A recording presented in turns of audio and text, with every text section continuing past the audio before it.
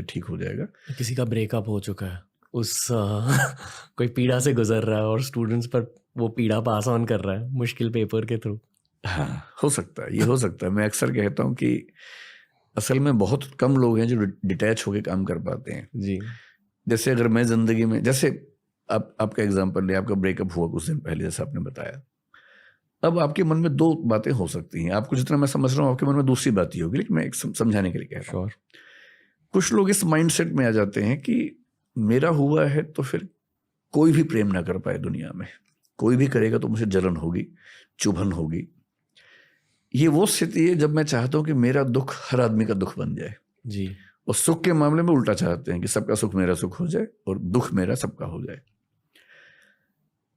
इंसान के बड़े होने का मतलब है कि जब दुख हो तो वो अकेला झेले, सुख हो तो बांटे। तो मेरा ब्रेकअप हुआ लेकिन किसी और का ना हो, जी। और मैं तो वजह ना ही बनूं। एक ये अप्रोच है।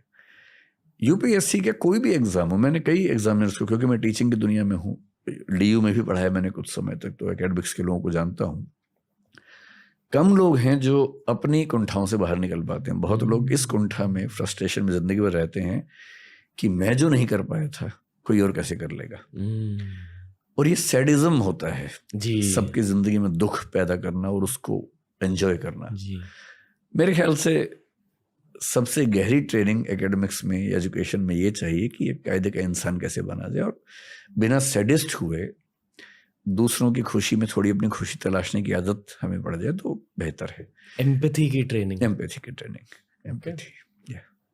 जो शायद हमारे गुरुकुल्स में होता था। मैं बहुत शायद। श्योर नहीं हूँ, मुझे आइडिया है नहीं कि उसका क्या करिकुलम था, लेकिन एम्पैथी की ट्रेनिंग घरों में भी होती है। अगर पेरेंट्स की अंडरस्टैंडिंग ठीक होगी, पेरेंटिंग कैसी होनी चाहिए, तो एम्पैथी घर में भी सिखाते हैं।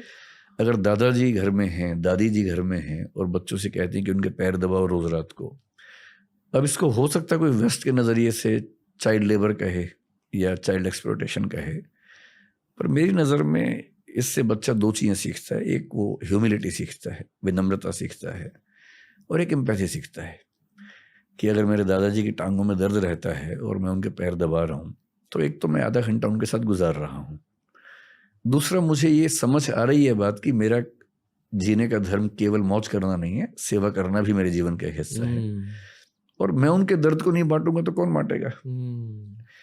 तो और एक विनम्रता, अगर जैसे मैं टीचर हूं, कई बच्चे मेरे पैर छूते, मैं अच्छा नहीं फील करता हूं, मैं उनको मना करता हूं, पर इरेस्पेक्टिव ऑफ दिस मैं ये बिलीव करता हूं कि पैर छूना अपने आप में एक बड़ा जरूरी कदम है, स्पेशली बच्चों के लिए। उनको झुकने की आदत रहनी चाहिए, और पैर में झुकना हम सिंबॉलिकली ये मानते कि आप व्यक्ति को सबसे ज्यादा सम्मान जो दे सकते हैं वो पैर छू के दे रहे हैं। और पेरेंट्स को कम से कम इतना सम्मान मिल जाना कि मेरा बच्चा मुझे अप्रिशिएट करता है, कम से कम थैंकफुल है, ग्रेटिट्यूड है, ये इमोशनल बॉन्डिंग ही तो है, एम्पैथी ही तो है। और इमोशनल इंटेलिजेंस का कंसेप्ट वेस्ट में 20-25 साल पहले आया, लेकिन ये तो अतीत में कब से चल रहा है। जब बुद्ध कह रहे थे कि करुणा ही है जो संसार को जोड़ती है, जब भवभूति उत्तर रामचरितमानस में एक और रस करुण एवह कह रहे हैं कि दुनिया में एक ही रस है, वो करुण रस है, तो ऐसा थोड़ा ना कि एम्पैथी की ट्रेनिंग पश्चिम से हमें सीखनी पड़ेगी। एम्पैथी तो अतीत में कितनी बार, वाल्मीकि हमारे संसार का पहला कवि, पहली बार कवि क्यों बना? ट्रोंच पक्षी का जोड़ा खेल रहा था, एक शिकारी ने एक पक्षी को मार दिया, अब प्रेम में रत पक्षियों में से एक नीचे गिरा। वो जो मोमेंट है, उस मोमेंट में दुनिया का पहला कवि बना है। वेदना कितनी हुई होगी, पीड़ा कितनी हुई होगी। और उन्होंने तो लिखा, मां निषाद प्रतिष्ठाम तो मगवी शाश्वती समा, एक संस्कृत की पंक्ति आती है जहां से रामायण की शुरुआत होती है। इसी पर छायावाद के कवि ने, छायावाद 1918 to 1936, उसमें एक कवि ने लिखा, वियोगी होगा पहला कवि, आह से उपजा होगा गान, निकलकर आंखों से चुपचाप बही होगी कविता अनजान। पहली कविता तो आह से पैदा हुई होगी और आंखों से बही होगी। कविता लिखी थोड़ा ना जाती है, कविता तो बहती है आंखों से और जुबान से बहती है। कालिदास ने मेघदूत लिखा, मेघदूत में यक्ष है, यक्षिणी है, उनके प्रेम की कहानी है, विरह की कहानी है।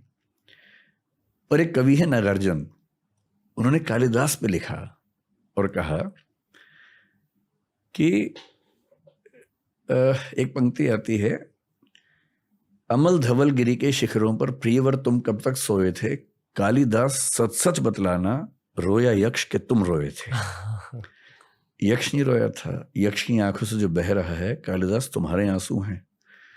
और नागार्जुन कवि कह रहे हैं कि मैं पहचान रहा हूं कि आंसू तुम्हारे हैं। और कवि होने में और लेखक होने में ऐसा होता है। और ये बात ठीक है, एम्पैथी ना हो, अल्टीमेटली इंसान होने का सबसे गहरा मजा तो इमोशंस में ही है। और यदि आप इमोशनली कनेक्ट नहीं कर पाते हैं दूसरों के साथ, और कनेक्ट करने का मतलब है उनके दुख में उनके साथ खड़े होना। आई होप कि वो पेपर सेटर्स ये पॉडकास्ट सुन रहे हैं ताकि अगले साल आसान पेपर निकल मतलब के। आसान पेपर से भी सिलेक्शन उतने ही होंगे, इससे कुछ फर्क नहीं पड़ेगा। फिर भी अंतर सिर्फ है कि सीसेट के पेपर में, क्योंकि वो क्वालिफाइंग है और आप बहुत अच्छे बच्चों को बहुत मामूली वजह से डिस्क्वालीफाई कर देते हैं, ये थोड़ा चुभने वाली बात है।